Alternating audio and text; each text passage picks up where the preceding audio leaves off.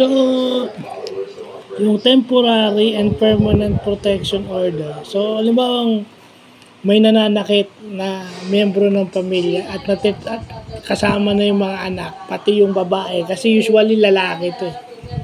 So, hindi sila pwedeng lumapit o makipag-communicate.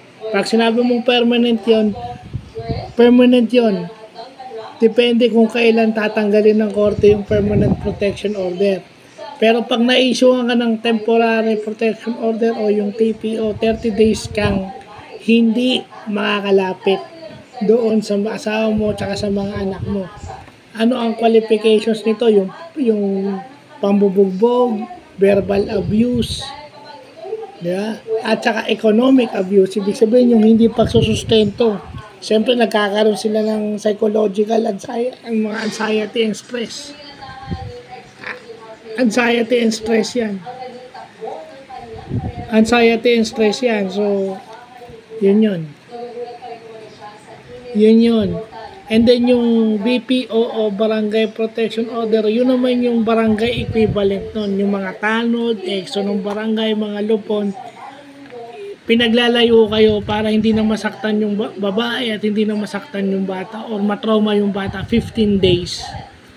At syempre, pag nilabag mo ro to, imprisonment. So, makikita sa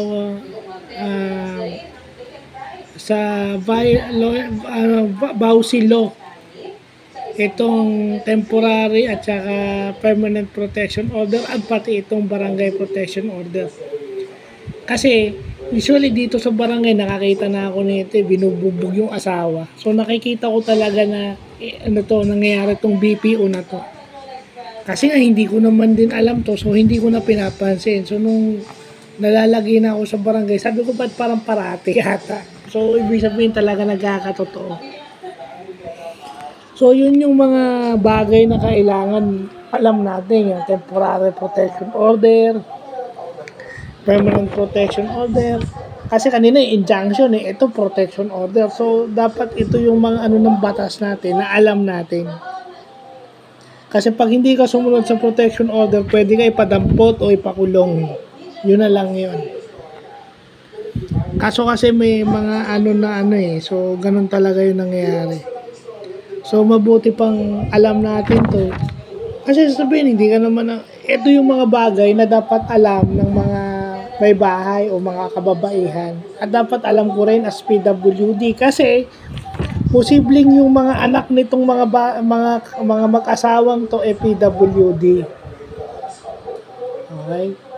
I-share ko rin ito sa page namin at saka hindi ko na i-share to sa alam naman siguro to ng mga nasa Disability Forum PH.